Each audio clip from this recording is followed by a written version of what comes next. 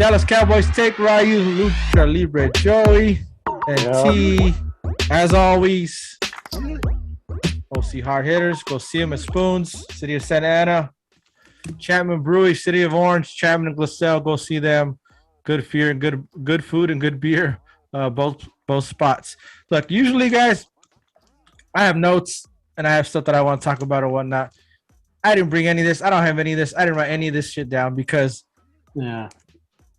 it's not a good show. It should be a good show. We say, yeah, we have a good one for you, but as always, it's not good when we lose. But I'm gonna start with T.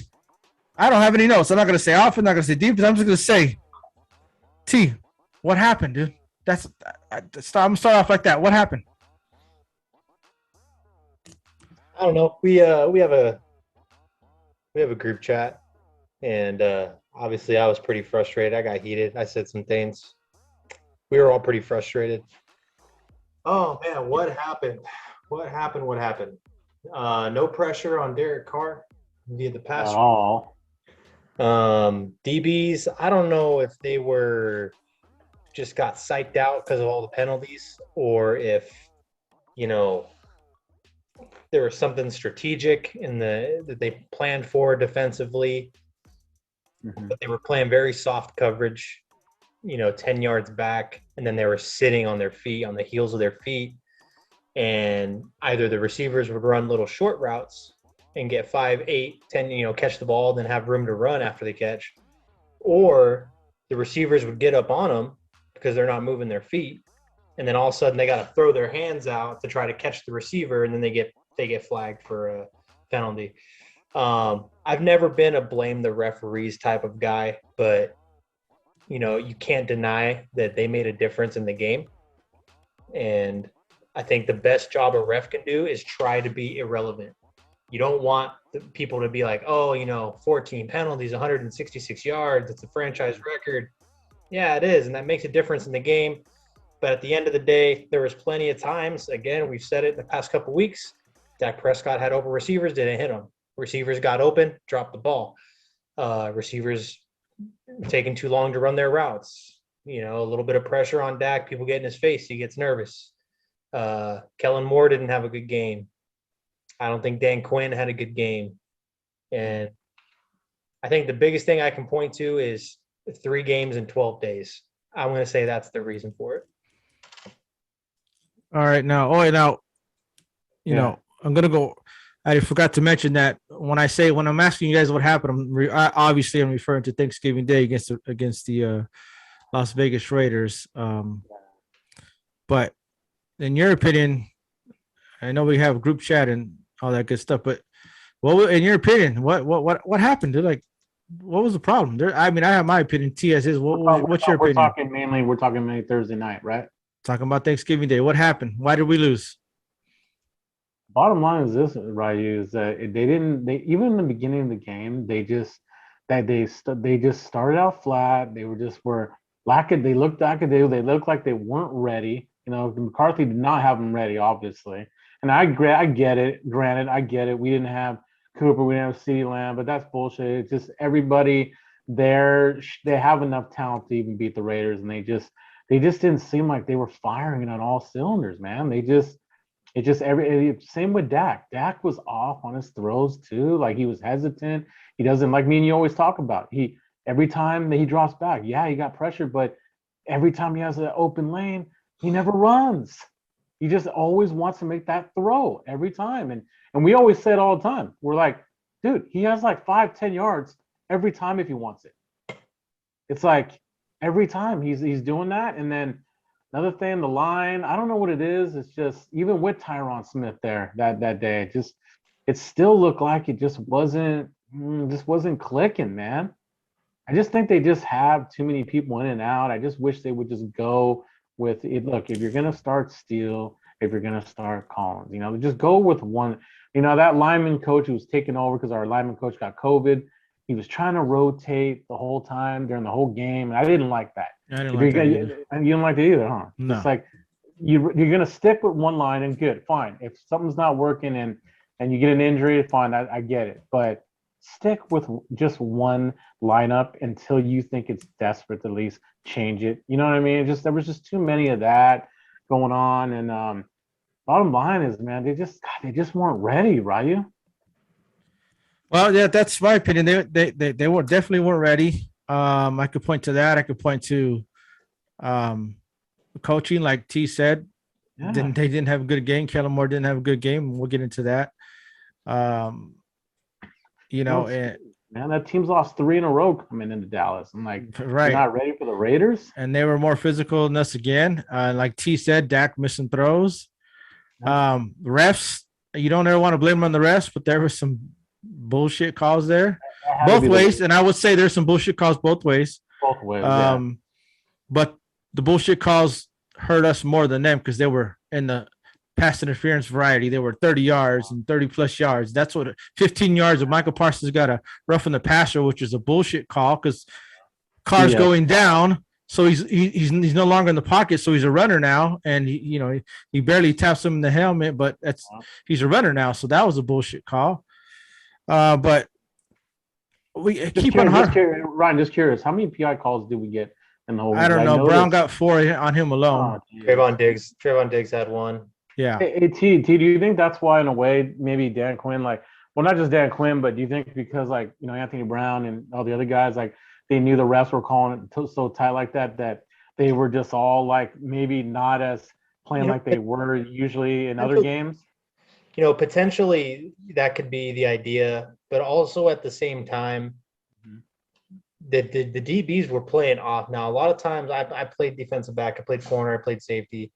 When you're playing that far off the receiver, sometimes, and that's not something you usually do, sometimes you get this idea that, I got all this space, so I don't have to move as much, right? Yeah. And so it gives you this psychological disadvantage, rather, because you're thinking, I'm way back here, there's no way he's going to run past me.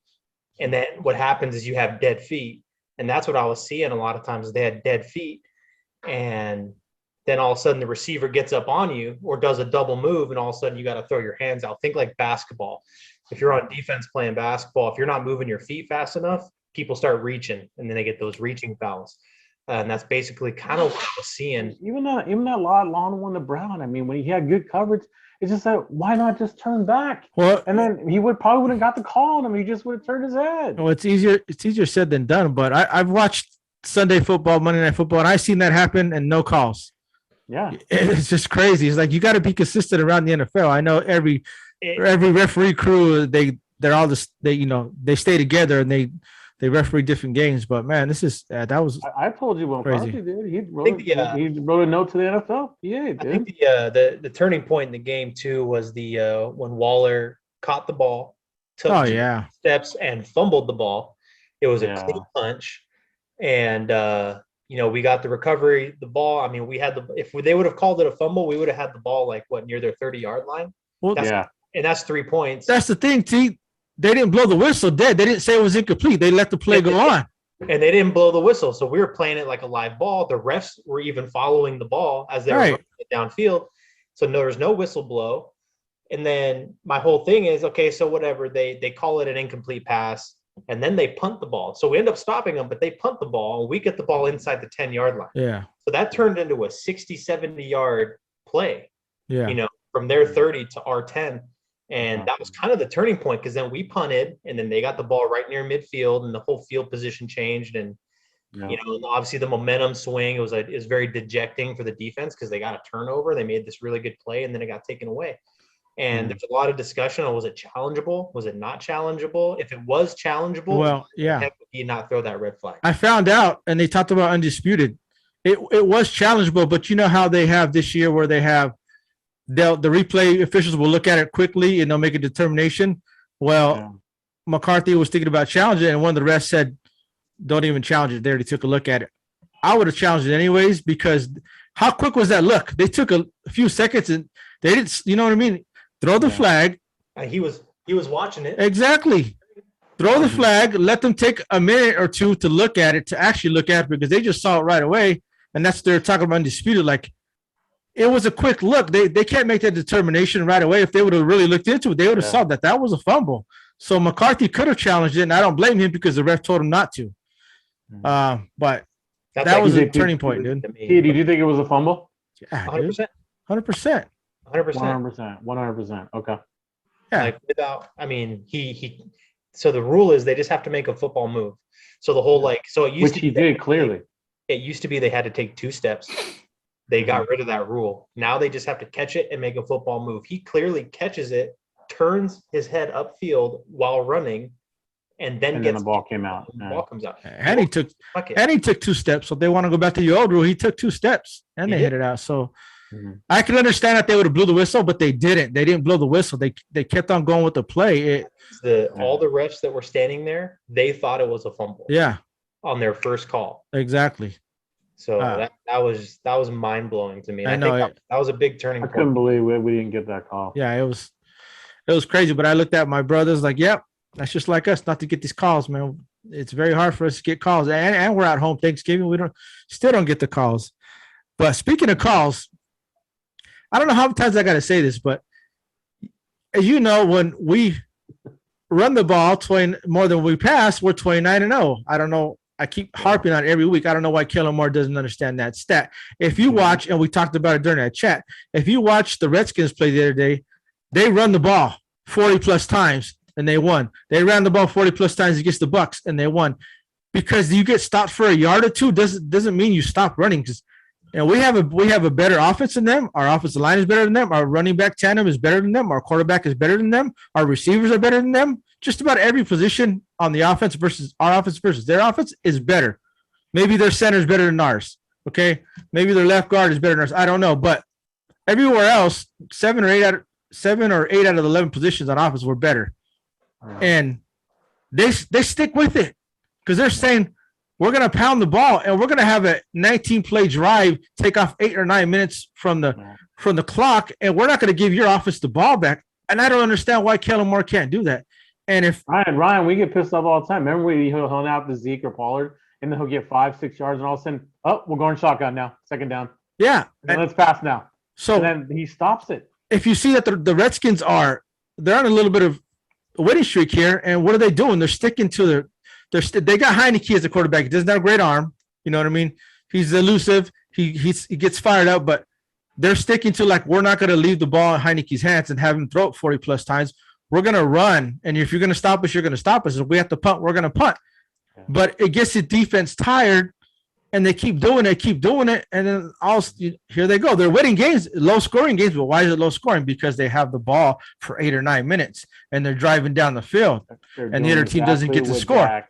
So I don't understand why Kellen Moore doesn't get it. That's our bread and butter. When we were winning our games, what we were doing, rush for 200 yards plus. Ryan, we were doing that Dak's rookie year, and that's why we were 13-3 because of how we were playing, how Washington played. Right, and that's exactly.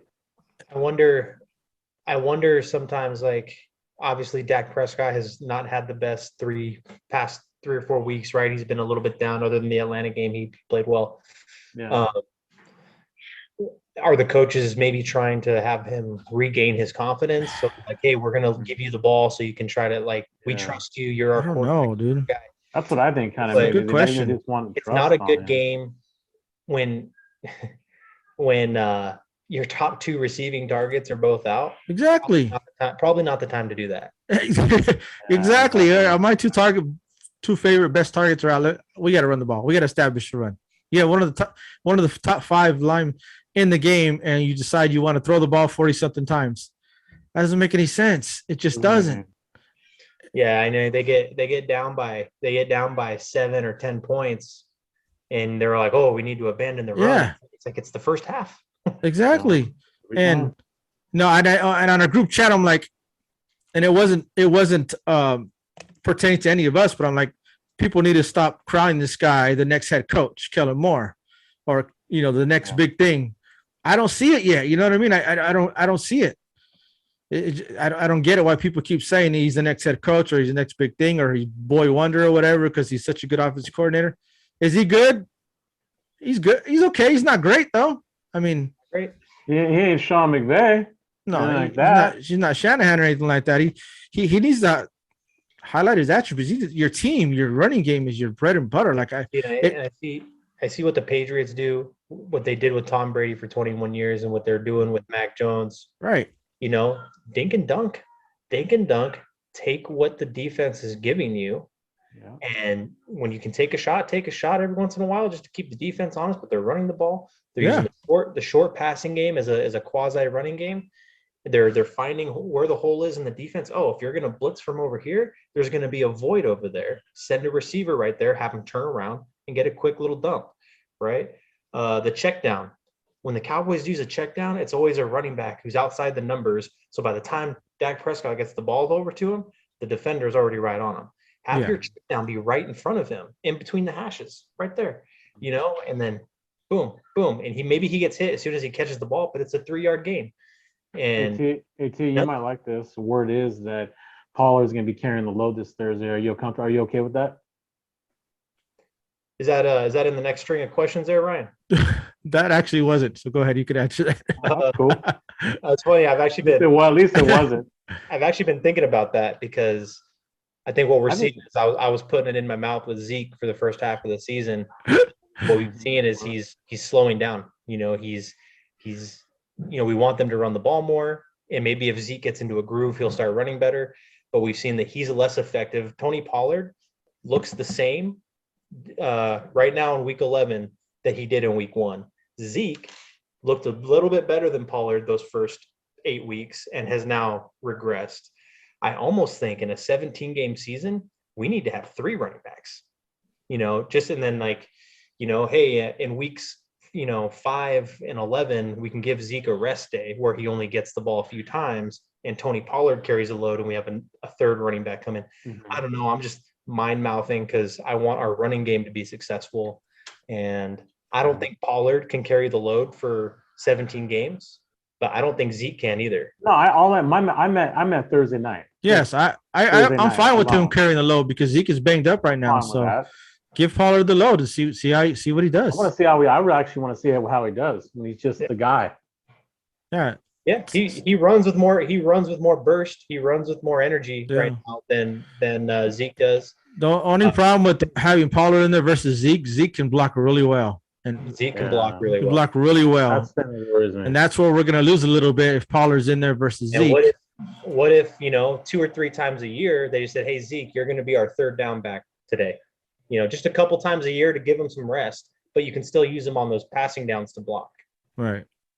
Yeah, I mean, we say this every week. Look for the running game to have a big part but we'll see because last week it was 19 carries. The week before that it was 16 carries, and it's not like both weeks were down by 20 points or not. We were down by the minimal. Maybe 10. Yeah, I saw. We'll be screaming at the TV tomorrow if Kellen Moore abandons the run game. We'll be chatting. It's going to happen. But we'll see. Real quick while we're on the offense, what happened to Dalton Schultz in his blocking, dude? Because he's not blocking at all right now, dude. That 2-point conversion sucked. Little screen out to I can't remember what it was.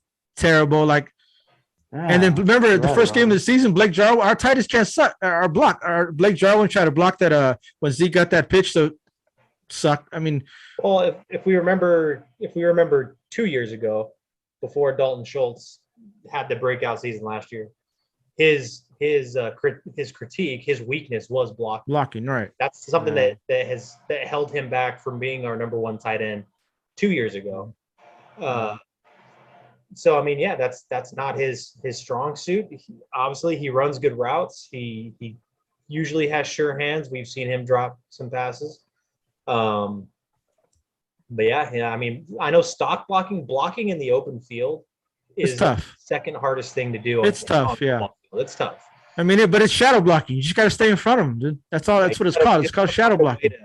Find a way to put yourself between. Yeah, you don't even need to extend your arms out there. Then that's when you get toasted because you're extending your arms out there, and that's what happens. But if you just stay in front of him and shadow block, you'll be all right. Like on that play, that 2-point conversion, why not put a Jeremy Sprinkle in there? Let him block. He's a big body. Even if you chop his leg or something, do a little low block. Something, dude. But AT kind of missed that number 82. 82. Number 82. Yeah, missed that 82 blocking all the time, huh? Yeah, that 82 right there, dude. Yeah.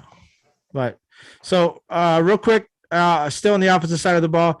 I watched McGovern when he was in there. I watched tape of it. I watched the replay.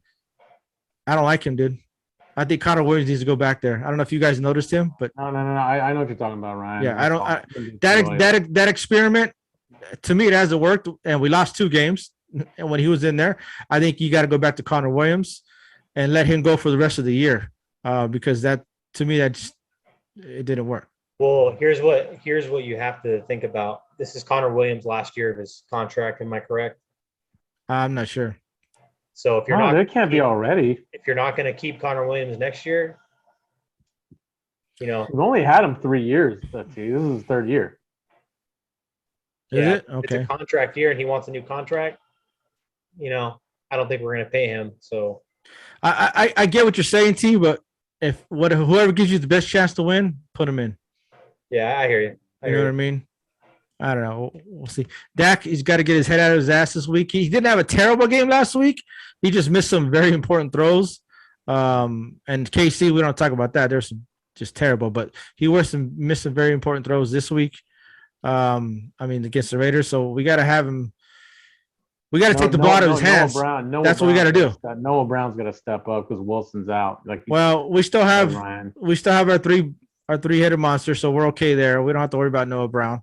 But I think we got to take the ball out of Dak's hands a little bit. Like we said, just keep running the ball. Then we can sprinkle in the play action here and there, and then it'll work. And again, like I said, last week, long developing routes, and when they run those quick slants and those quick crosses, like we get completions and we get yards. Right. When they hit Dalton Schultz on those short little option routes, we get yards. Yeah, the little rollouts. Yeah. They do these long play actions routes, and when you have guys like Noah Brown and Cedric Wilson's a good receiver, like he makes those pretty amazing catches sometimes, but like he's not the best route runner. Right. So between him and Noah Brown, they're running these long developing routes, and they're not even looking for the ball, and Dak's trying to throw it to him. And that you gotta run plays that are more conducive to the guys that you have healthy. Right. So go to defensive side of the ball. What's your guys' opinion on Diggs? I know he likes to jump routes or whatnot. And it's, I guess it's, we expect so much out of him now because he started off on fire and now he's slowing down. Is that just a product of the other team knowing that he likes to jump routes, or are they playing too far off, too much cushion? Because I've been seeing a lot of cushion. Like it's 3rd and 4 and he's playing 10 yards off. They do a little quick slant or a turnaround. They get the first down easily.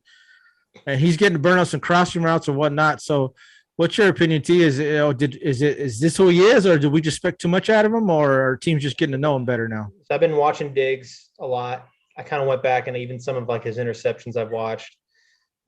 Taking away like the tip ball interceptions, right? Mm-hmm. But his style of play is his worst nightmare and his I don't know what I'm trying to say. His best dream and his greatest asset, yeah. Because he likes to bait quarterbacks to throw it to his receiver. He wants the ball to get thrown to his receiver, and the only way to do that is to give the appearance that the receiver is open. And the only way to do that is to make sure the receiver is actually open. He relies on a quick burst of speed to make a play on the ball.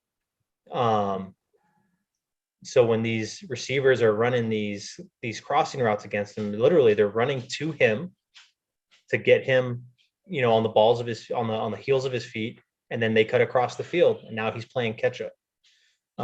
So good quarterbacks or quarterbacks who have been practicing for this know, okay, I'm just going to throw the ball right now, and he's going to get the catch and get 12, 14 yards.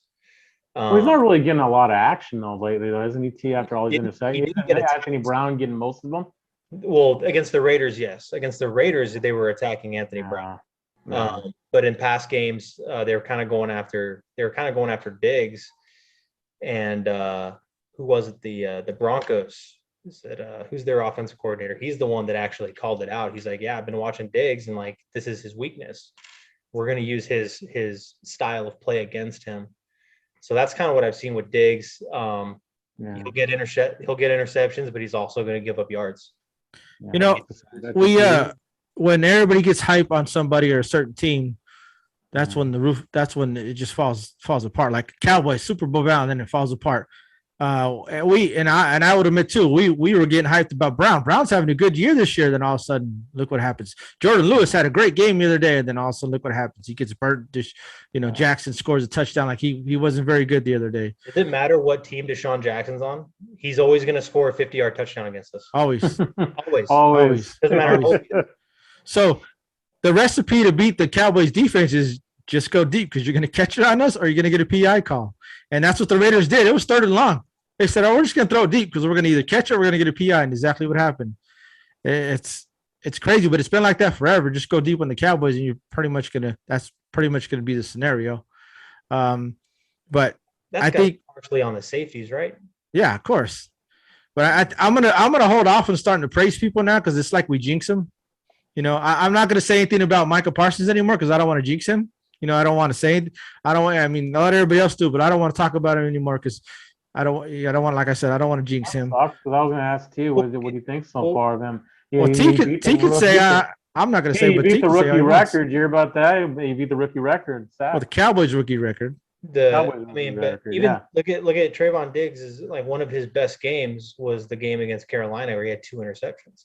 But if you also look at DJ Moore's game that week, DJ Moore caught 13 passes for 100 and something yards that week. So was it really a win? Yeah, Trayvon Diggs got those picks. Was it really a win the entire game? No, he gave up a lot of yards that game. Well, DJ Moore's a good receiver, man. Yeah, he is. He is a good receiver. So you guys touched base on a little earlier. Our defense, we get no pass rush. We got 0 pass rush last week. I don't think we sacked Carr once. Michael Parsons got him on a sack, but that was our only sack. We couldn't even get close to the guy. He had all day to throw. Waller goes down. I'm like, okay, cool. That's their best weapon. We got this game. Still didn't matter. Because the quarterback has all day to throw. It doesn't matter. I know this. I got Renfro on my fantasy team. This dude, he catches a lot of passes. He gets a lot of targets, but he averages like 8 yards a catch, maybe 7 yards a catch. Everything's underneath. He'll catch 7 passes in a game, but only get 50 yards. Right. Against us, he caught 6 passes for 140 yards. Yeah. He was averaging like 14 yards a catch against us. I'm like, he's not a speed guy. He's like a quick route guy. I was like, how is he getting this many yards against us? What is going on? And then was it Zay Jones, that other receiver? Yeah. Watching the game with my dad, he's like, oh, that guy's a stud. So I looked up his stats. He has 1 game with 2 catches. The rest of the games, he has 1 catch. He has 5 catches against us. We make everybody look like studs. We make average quarterbacks look good and good quarterbacks look great. Pro bowlers, right? It's crazy. That's how it is with us, man. I got a lot of respect for Renfro, but that's not the style of receiver he is. No. He just freaking torched us. I'm like, Jesus.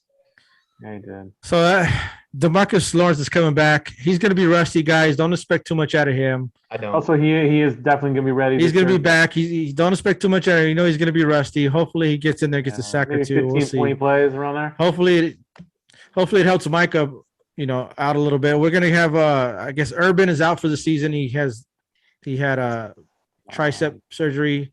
As we know, is Tristan Hill, the idiot, is out. His suspension got reduced to 1 game, but what a complete idiot. He's done. I'm done. Yeah, he's probably gone after this year. Yeah. And then, like we said, we got Amari Cooper back. Our receiver core is back, except for. See, what are you hearing about Gallimore? Is he almost back? He's on the 21-day practice. 21 day. Okay. Yeah, he'll probably be back next week, along with Randy Gregory next week. We have 10 days to our next game, so we can expect them to be back. But going, we got to go to the Saints real quick because that game is tomorrow, obviously. Of course, they're getting Taysom Hill back, Kamara, and Ingram back just in time for the Cowboys, right? Gadget, man. Now, are we going to make Taysom Hill? Because I don't think he's a good quarterback. Oh, he's a gadget, man. He's a slash. He's not a quarterback. Are we going to make him look like a quarterback? We're probably going to make him look like a pretty damn good quarterback tomorrow. That's my opinion. I don't know. I think the Saints are going to come out running the speed option against us all day. Who are their receivers? They got Traquan Smith and they got Callaway. I think they're top 2 guys. Yeah, and look for Kamara out of the backfield a lot. Look for a lot of screens. Look for a lot of underneath and check downs to Kamara tomorrow. Yep. This is going to happen. If you cover Kamara, and this goes for any running back, if you cover them, so there's this like weird philosophy in the NFL where teams don't cover the back out. because they figure, oh, when they catch the ball, we'll just rally. We'll rally to them and team tackle them. That might work for 80, 90% of the running backs. But when you get guys like Derrick Henry or Alvin Kamara, guys that are good in the open field, hard to tackle, I was like, you need to get a guy on him everywhere he goes. So Vander Esch better be on play it. a lot. I've watched Kamara play a lot, and I'm like, I'll see him get this game where he'll run the ball 10 times for 30 yards, but then he'll catch the ball 10 times for 130 yards. And Exactly. Yeah. All his catches are out of the backfield. They're not like he's playing receiver and he's getting catches. Yeah. And I'm thinking, I'm watching, I'm like, they're not covering him. How are you not covering the best player on their team? Yeah.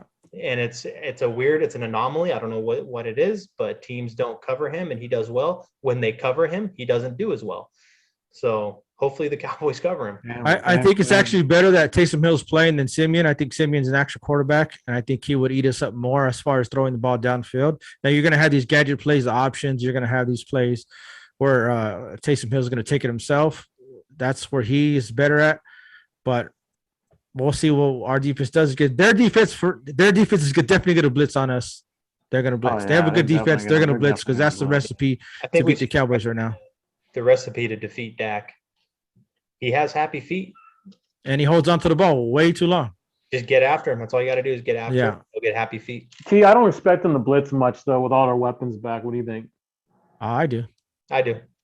Really? Even with everybody back? Yeah. You still think they're going to blitz? They got a good defense. They got a good corners. They don't want to leave CD wide open and fucking Cooper. I mean, they're not going to blitz 7-8 guys. Yeah, they'll bring a 5-man rush. Yeah, and they'll blitz and they'll send one more that we can block, and then it's going to say, Dak, well, you're going to have to hit one of your guys 1-on-1. We think our corners are good enough to hang with them, and you're not going to be able to complete that pass. You know, Larry Moore is going to be on. Again. So this is where when we're seeing this, if they're blitzing, they're probably going to play some man defense.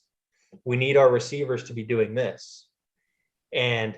The other thing is if your receivers are coming across the middle, then Dak just has to keep his eyes, in this area versus having to scan the whole field. Right. So, get your guys doing this, get their defense on their heels, throwing a screen, throwing a draw, hopefully get their running game going. And that's the only way to slow down a blitz is to run them successfully. Use their aggressiveness against them. You want to blitz? All right, I'm going to throw a screen. You want to blitz? I'm going to do a draw. You want to blitz? I'm going to hit my tight end or my running back right out the backfield, like wide open. You know what I mean? I'm going to have a quick slant, wide open. The middle of the field's wide open because you just sent those linebackers. You got to make them pay for their aggressiveness. And that's what we're going to have to do tomorrow. And then Amari Cooper or Michael Gallup one-on-one down the sideline. Yeah, exactly. So we're going to get to the all-important and by the way, real quick, because we got, 3 minutes – Mike McCarthy is not coaching. We all know that. That might be a blessing in disguise. Me and Joey talked about that. It might be a good thing. We'll see because his time management is crap. But I'm going to get to some predictions. I'm going to get with my brother Sean predicted Cowboys are going to win 34-28.